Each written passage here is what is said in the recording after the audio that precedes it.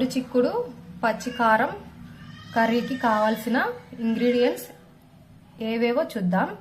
గోరుచిక్కుడు, పచ్చిమిర్చి, కొత్తిమీర, కరివేపాకు, జీలకర్ర ఆవాలు, ఆయిల్, ఎండుమిర్చి, ఆనియన్, టొమాటో, పసుపు, ధనియాల పొడి, సాల్ట్, వేరుశనగ పప్పు. ఇప్పుడైతే గోరుచిక్కుడు పచ్చికారం కర్రీ ఎలా ప్రిపేర్ చేసుకోవాలో చూసేద్దాం.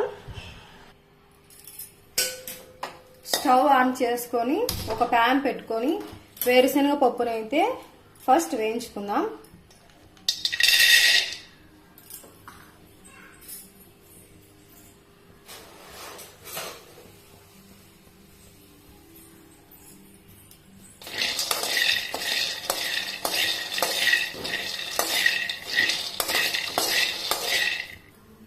ఇదిగోండి, ఇలా అయితే వేరుశనగ పప్పును వేయించుకున్నాం. ఈ వేరుశనగ పప్పును ఒక్క ముక్కగా అయితే దంచుకుందాం. వేరుశనగ పప్పు ఒక్క ముక్కగా దంచుకున్న తర్వాత ఈ గోరుచిక్కుడును, ఈ పచ్చిమిర్చిని కూడా రోట్లో వేసి ఒక్క ముక్కగా దంచుకుందాం.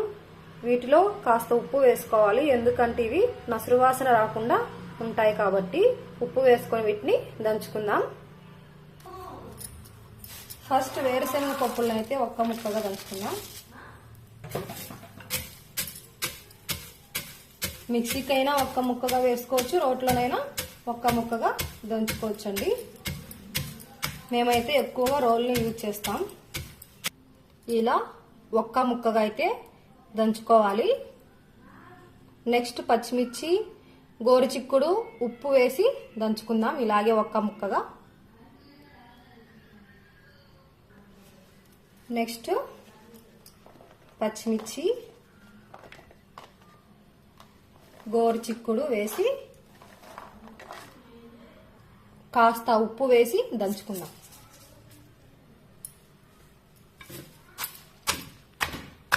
ఒక్క ముక్కగా అయితే దంచుకోవాలి. నాకు ఈ కర్రీ చేయడం మా అమ్మ అయితే నేర్పించిందండి. మా అమ్మకైతే వాళ్ళ అత్త అంట మా డాడీ వాళ్ళ అమ్మ నేర్పించారంట. కర్రీ అయితే సూపర్గా ఉంటుంది. మీరు కూడా మీ ఇంట్లో ట్రై చేయండి ఒకసారి. ఇదిగోండి, ఇలా ఒక్క ముక్కగా అయితే దంచుకోవాలి.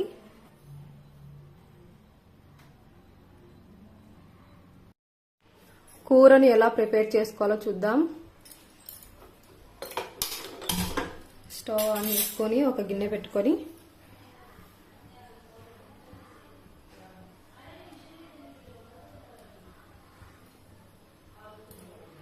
ఆయిల్ వేసుకుందాం. కూరకు సరిపడా ఆయిల్ వేసుకోవాలి.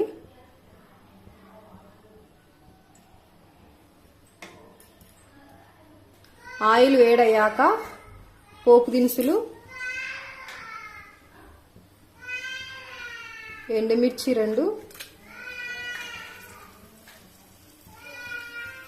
ఆనియన్ సన్నగా కట్ చేసుకొని తీసుకోవాలి.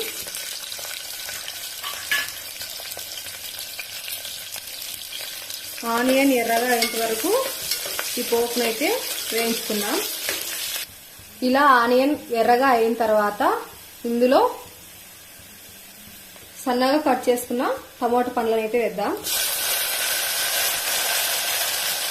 ఇందులోనే కరివేపాకు కూడా వేసుకుందాం. ఈ టమాటాలు మెత్తగా మగ్గేంత వరకు అయితే మనం సిమ్లో పెట్టుకుందాం స్టవ్ని.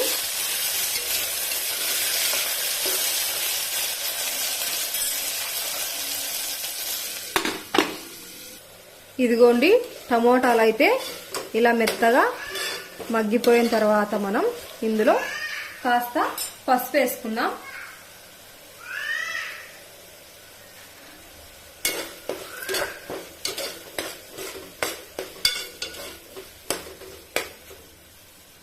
ఇందులోనే 2 టేబుల్ స్పూన్ వరకు ధనియాల పొడి వేసుకుందాం. కాసేపు దీన్ని ఇలానే మగ్గనిద్దాం. ఇందులో నేనైతే ఉప్పు వేయలేదండి, ఎందుకంటే ముందుగానే మనం పచ్చిమిర్చి గోరుచిక్కుడు దంచుకున్న వాటిలో ఉప్పు అయితే వేసుకున్నాం కాబట్టి ఇందులో ఉప్పు అయితే అవసరం లేదు. తర్వాత ఒకవేళ తక్కువ ఉంటే కాస్త సాల్ట్ వేసుకుంటే సరిపోతుంది. ఇదిగోండి ఇలా మగ్గిన తర్వాత మనం ఇందులో గోరుచిక్కుడు పచ్చిమిర్చి కారం అయితే దంచుకున్నాం కదా, దాన్ని అయితే ఇందులో వేసేసుకుందాం.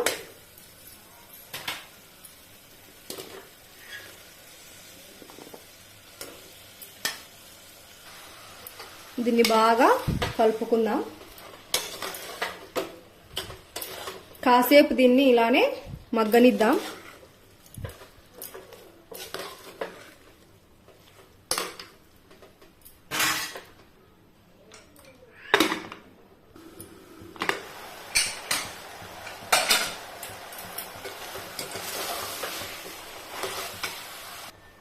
ఇలా కాసేపు మగ్గిన తర్వాత ఇందులో మనం ఒక్క ముక్కగా దంచి పెట్టుకున్న వేరుశనగ పప్పులను అయితే వేసేద్దాం.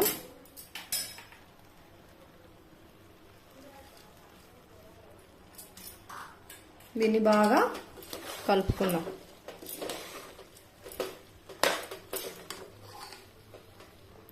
తర్వాత ఇందులో కూరకు సరిపడా వాటర్ అయితే పోసుకుందాం.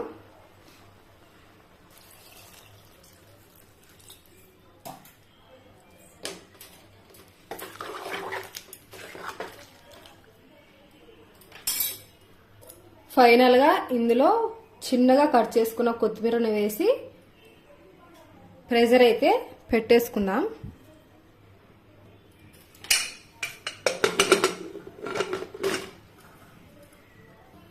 త్రీ విజిల్స్ వస్తే కూర బాగా ఉడుకుతుందండి. 3 విజిల్స్ వచ్చేంత వరకు మనం ప్రెషర్ అయితే పెట్టుకుందాం. ఇదిగోండి గోరుచిక్కుడు పచ్చికారం కర్రీ అయితే రెడీ అయిపోయింది. మీరు కూడా మీ ఇంట్లో ట్రై చేసి ఎలా ఉందో మాకు కామెంట్ చేయండి.